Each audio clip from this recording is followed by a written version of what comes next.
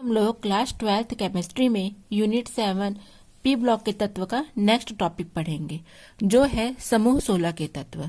इससे पहले हमने समूह 15 के तत्व, जिसे नाइट्रोजन परिवार के नाम से जाना जाता है, उसके बारे में हमने पढ़ा। आज हम लोग समूह 16 के तत्व, जिसे ऑक्सीजन परिवार कहते हैं, उनके बारे में आज हम लोग पढ़ने वाले हैं। तो चलिए स्टार्ट करते हैं। सबसे पहले इसका हम इंट्रोडक्शन, जिसे सामान्य परिचय कहते हैं, उसे पढ़ेंगे। आवर्त सारणी के समूह 16 में 5 तत्वों का समावेश होता है। कौन कौन से हैं वो तत्व?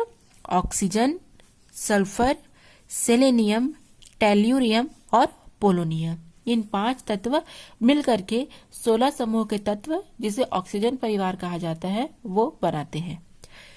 इस समूह के तत्वों को सामान्य तौर पर हम ऑक्सीजन परिवार के नाम से जाना जाता है। ठीक है, ऑक्सीजन परिवार क्योंकि ऑक्सीजन इस समूह का प्रथम तत्व होता है, इसलिए उसी के नाम पर इसे हम ऑक्सीजन परिवार कहते हैं। इन तत्वों को कैल्कोजन भी कहते हैं। ठीक है, समूह 15 के तत्वों को हम पिकोजन तत्व कहते हैं, क्योंकि पिकोजन का अर्थ होता है दम घुटने वाला। उसी प्रकार समूह 16 के तत्वों को कैल्कोजन कहते हैं। ठीक है, कैल्कोजन तत्व कहते हैं। अगर 1 नंबर में क्वेश्चन पूछा जाए कि कौन से समूह के तत्वों को कैल्कोजन तत्व कहा जाता है, तो आपको आंसर लिखना है समूह 16 के तत्व,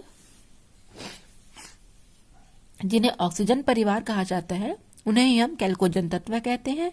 कारण भी लिख सकते हैं कि जिसका अर्थ होता है अयस्क बनाने वाला तत्व। कैल्कोजन का अर्थ होता है अयस्क बनाने वाला तत्व, क्योंकि इन तत्वों के जितने भी अयस्क होते हैं, प्रायः वो ऑक्साइड या सल्फाइड के रूप में हमको प्राप्त होते हैं। इस कारण समूह 16 के तत्वों को कैल्कोजन तत्व कहते हैं। ऑक्सीजन और सल्फर, ठीक है, इस परिवार के प्रथम 2 सदस्य हैं, जो कि प्रारूप या टिपिकल एलिमेंट्स के रूप में पाए जाते हैं। ठीक है, तत्व के रूप में पाए जाते हैं। ये दोनों क्या है? अधातु हैं। इसके बाद सेलेनियम, टेल्यूरियम उपधातु है, जबकि अंतिम तत्व जो पोलोनियम होता है, ठीक है, जो पोलोनियम है, ये क्या है? अस्थायी धातु तत्व है। ठीक है, ऑक्सीजन और सल्फर अधातु है, सेलेनियम और टेल्यूरियम उपधातु है, और पोलोनियम धातु तत्व है। तो ये हो गया इसका सामान्य इंट्रोडक्शन। ठीक है, आप स्क्रीनशॉट ले सकते हैं। अगर आपको नोट्स तैयार करना है तो आप स्क्रीनशॉट ले सकते हैं। अब हम आगे पढ़ेंगे समूह 16 के तत्वों के इलेक्ट्रॉनिक विन्यास और परमाणु क्रमांक और इलेक्ट्रॉनिक विन्यास। पहला तत्व ऑक्सीजन, सल्फर, सेलेनियम, टेल्यूरियम और पोलोनियम। ठीक है, ये क्या है? आपके समूह 15 के तत्व हैं, और इनका परमाणु क्रमांक होता है क्रमशः 8, 16, 34, 52 और 84। हुआ। इलेक्ट्रॉनिक विन्यास देखेंगे तो 2 और 6 या 2s2 2p4, 3s2 3p4, फिर यहाँ पर 4s2 4p4, 5s2 5p4, 6s2 6p4। आपने सारी चीजों में एक चीज नोटिस किया होगा कि सब क्या होगा? s2 और p4 होगा। सब में s2 p4, पहले में 2, फिर 3, फिर 4, फिर 5, 2 3 4 5 6, सब में s2 p4 s2 p4 s2 p4। ठीक है, 2s2 2p4, 3s2 3p4, 4s2 4p4, 5s2 5p4 और 6s2 6p4, सब में ये दिया है। तो इस कारण गुणों में समानता कारण इनको हम 16 तत्वों का समूह का तत्व कहते हैं। ठीक है, या ऑक्सीजन परिवार के तत्व कहते हैं।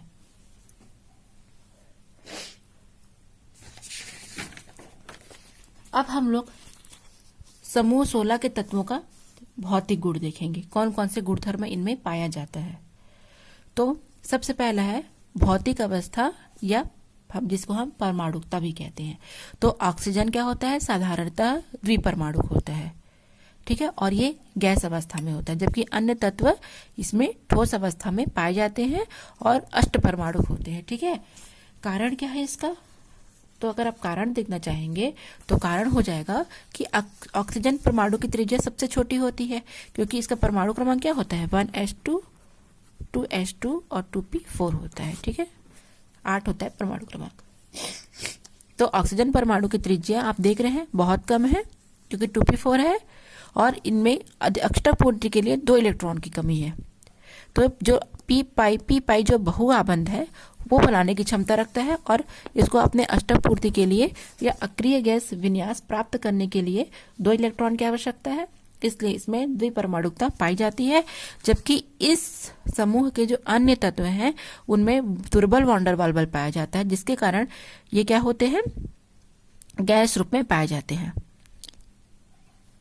O2 अणु के मध्य दुर्बल वॉन डेर वाल्स बल पाया जाता है, जिसके कारण ये गैस रूप में होते हैं। अगर क्वेश्चन आएगा कि ऑक्सीजन परिवार में ऑक्सीजन तत्व गैस होते हैं जबकि अन्य तत्व, ठीक है, ठोस अवस्था में होते हैं, तो कारण यही होगा कि ऑक्सीजन अणुओं के मध्य दुर्बल वॉन डेर वाल्स बल पाए जाने के कारण यह गैसीय स्टेट में पाया जाता है।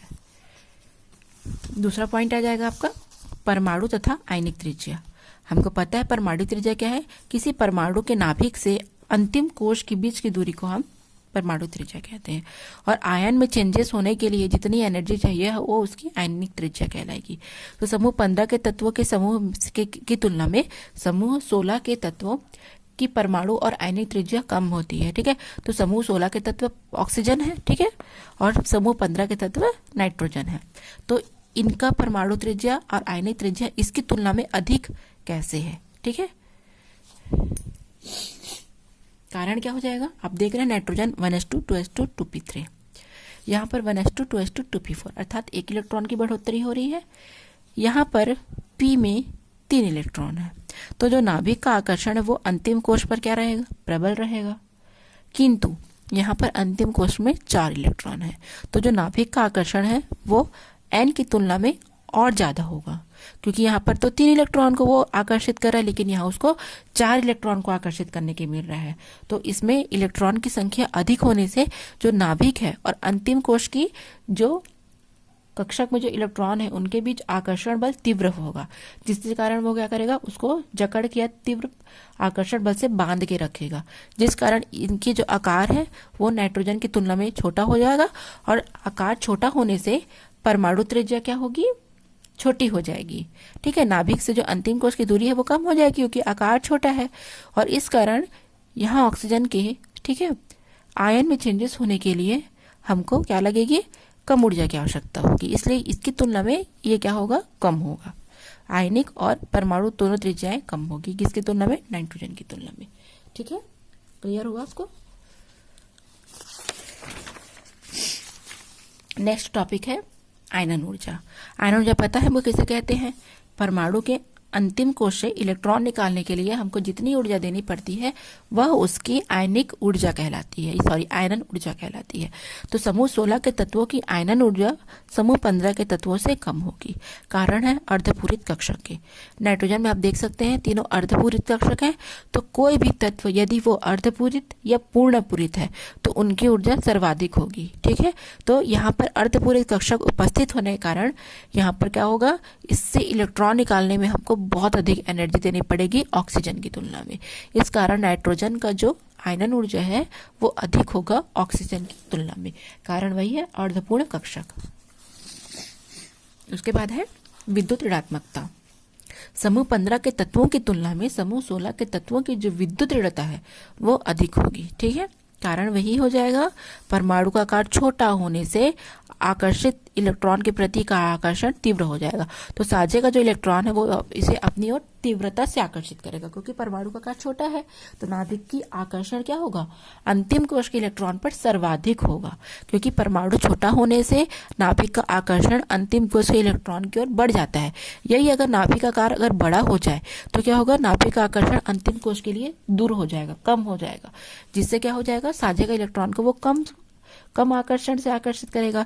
लेकिन यहाँ पर तो परमाणु का आकार वैसे भी छोटा है, तो नाभिक का आकर्षण अंतिम कोश के लिए ऐसे ही बढ़ा हुआ है, ज्यादा प्रभावी है, तो तुरंत क्या करेगा, साझे के इलेक्ट्रॉन को अपनी ओर आकर्षित करेगा।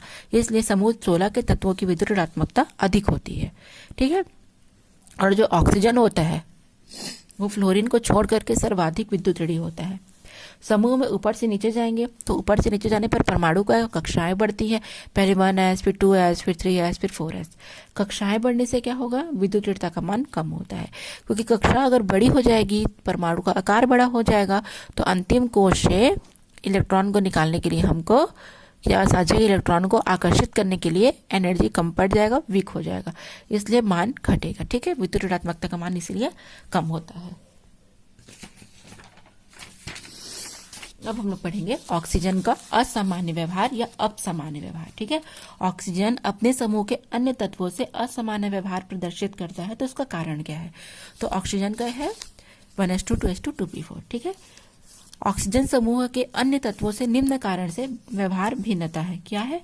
सबसे पहले तो इसका आकार छोटा है। आप देख सकते हैं इसमें कोई डी ऑर्बिटल नहीं है, p है, वो भी 4 है, तो आकार छोटा होने का अन्य तत्व जैसे सल्फर हो गया, ठीक है, सेलेनियम हो गया, है ना, टेलुरियम हो गया, सबका आकार बड़ा है क्योंकि सबका परमाणु क्रमांक अधिक है ऑक्सीजन से।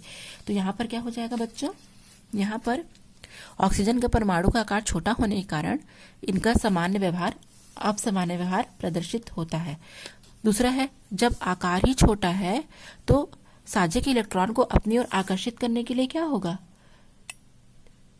तीव्रता होगी, क्योंकि नाभिक का आकर्षण बड़ा होगा तो इलेक्ट्रॉन को ये अपनी ओर आकर्षित कर लेगा, तो इसके होगा विद्युत ऋणात्मकता इसकी उच्च होगी। साझे के इलेक्ट्रॉन जोड़े को अपनी ओर आकर्षण करने की क्षमता इसमें तीव्र होगी, क्योंकि इसका आकार छोटा है।